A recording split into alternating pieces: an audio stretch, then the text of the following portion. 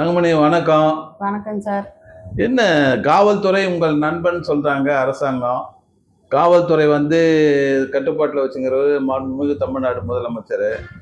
நாட்டில் சட்டம் ஒழுங்குலாம் எப்படி இருக்கு, நாட்டு நடப்பு எப்படி இருக்கு, காவல்துறை பற்றி உங்களுடைய அனுபவம் ஏதாவது இருந்தால் சொல்ல பார்ப்போம். சார், காவல்துறை நம்மளுக்கு நண்பன் கிடையாதுங்க சார். சரி, அரசியல்வாதிகளுக்கு கட்சிக்காரருக்கு காவல்துறை நண்பன். எப்படி சொல்ற அப்படி? எப்படிங்கன்னா, நம்ம ஒரு சின்ன விஷயத்துக்காகத்தான் போறோங்க. ஒரு உதாரணம் சொல்ல பார்ப்போம். ஏன்னா நம்ம ஆதாரம் இல்லாம அரசாங்கத்தை விமர்சனம் பண்ணக்கூடாது. ஆமாங்க. சரி, காவல்துறைக்கு உனக்கு ஏற்பட்ட அனுபவம், கசப்பான அனுபவம் இருந்தா சொல்லலாம். சொல்றேங்க சார். இப்ப நம்ம பெரிய பெரிய எதுக்கு போறது இல்லைங்க. கொலை பண்ணுனா கொள்ளையடிச்சான்னு போறது இல்லைங்க. சரி, சின்ன விஷயம் அது நம்மளால முடியல.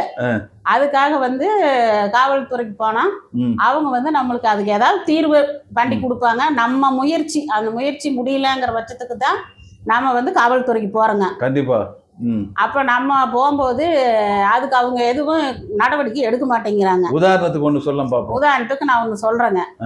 ஒரு அதாவது காலி இடத்துல காம்பவுண்ட் சுவர் வச்சுட்டாங்கிற ஒரு பிரச்சனைங்க. இது ஒரு சின்ன பிரச்சனை தான். சரி, நம்மனால முடியல, போலீஸ்னால இது முடியும். சரி, அது காலி இடம் பக்கத்து வீட்டுக்காரங்க இல்ல அதாவது சிவில் மேட்டர்னு போலீஸ் சொல்லணும் ஒண்ணு.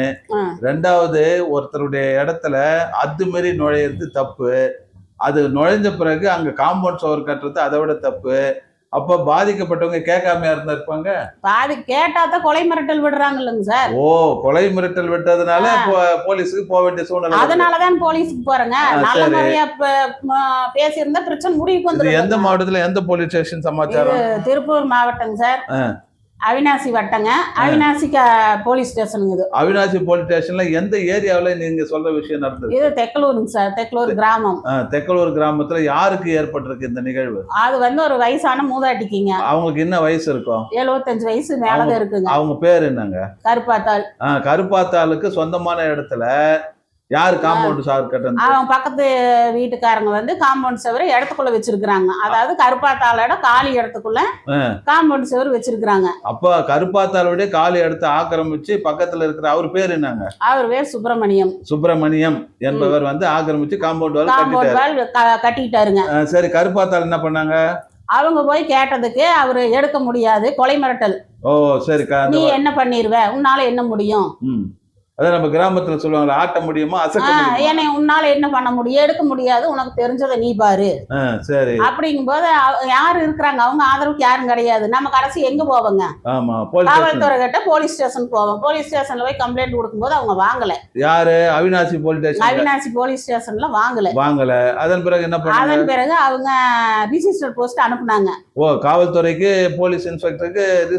அவங்க வயசானவங்க, நடக்க முடியாதுங்க. பொழுதுனிக்குமே போலீஸ் ஸ்டேஷன் நடக்க முடியாது. ஆமா, கண்டிப்பா முடியாது. அதே போல மூத்த குடிமக்களை அவங்க இஷ்டத்துக்கு விசாரணைக்கு கூப்பிடுவாங்க. அதுக்கு எந்த நடவடிக்கை இல்லைங்க. அதுக்கப்புறம் அவங்க நம்ம மக்கள் வழிகாட்டி இயக்கத்துக்கு வர்றாங்க. சரி, இந்த மாதிரி நான் நேர்ல போனேன், தபால் மூலமா அனுப்புனேன், எனக்கு எந்த நடவடிக்கையும் இல்ல, அவங்க உள்ள செவுத்த வச்சுட்டு கொலை மிரட்டல் விடுறாங்க. அப்போ போலீஸ்காரங்களும் எதுவும் நடவடிக்கை எடுக்க மாட்டேங்கிறாங்க.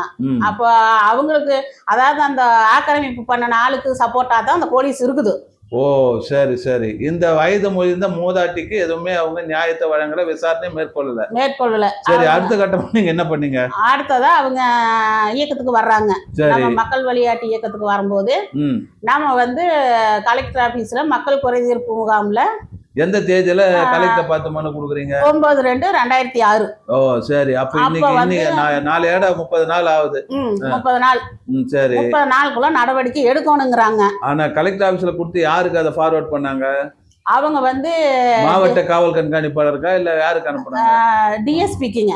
டிஎஸ்பி எந்த ஒரு டிஎஸ்பி? அவங்க அவினாசி டிஎஸ்பி ஆபீஸ்ல வந்தவங்க தான் அந்த மனுவை கையில வாங்கி இருக்காங்க. ஓ சரி, உங்களை அவங்க சொல்லி இருக்காங்க, நான் போலீஸ் ஸ்டேஷன்ல எனக்கு நியாயம் கிடைக்கலன்னு சொல்லும் போது சரி உங்களை டிஎஸ்பியா கூப்பிட்டு விசாரிப்பாரு, நாங்க சொல்றோம்னு சொன்னாங்க. கலெக்டர் ஆபீஸ்ல மனுவை கையில உத்தரவாதத்தின் பிரகாரம் 30 நாள் ஆகி நடவடிக்கை எடுத்தாங்களா? நடவடிக்கை எடுக்கலீங்க சார், யாருமே கூப்பிடலையே. ஓ, இதை வச்சுதான் நீங்க சொல்ற காவல்துறை உங்க நண்பன்றது பொதுமக்களுக்கு கிடையாது, அரசியல்வாதி. ஆமாங்க, அது காசு இருக்கிறவங்களுக்கு, அதிகாரம் இருக்கிறவங்களுக்கு காவல்துறை நண்பன். ஓ, அப்போ இந்த விஷயம் போலதான் கடந்த 5 ஆண்டுகளா நடக்குதுன்னு நீ சொல்ல வரியா? அப்படிதாங்க சார் நடக்குது. எந்த விஷயத்துக்கு போனாலும் ஒரு தடவையில் எந்த நடவடிக்கையும் இல்லைங்களே. சரி, அப்ப இந்த நிகழ்வுல முதலமைச்சர் வந்து உங்க கனவை சொல்லுங்கன்னு சொல்றாரு. அப்ப இந்த மூதாட்டி அவங்க கனவை சொல்லலாம் இல்ல? சொல்லலாங்க சார். ம். சரி, கண்டிப்பா அந்த மூதாட்டி கருப்பாத்தாளுக்கு இதன் மூலம் ஒரு நியாயம், விடியல் கிடைக்கின்ற ஒரு நம்பிக்கை. நன்றி, வணக்கம் தங்கமணி. நன்றிங்க சார், வணக்கம்.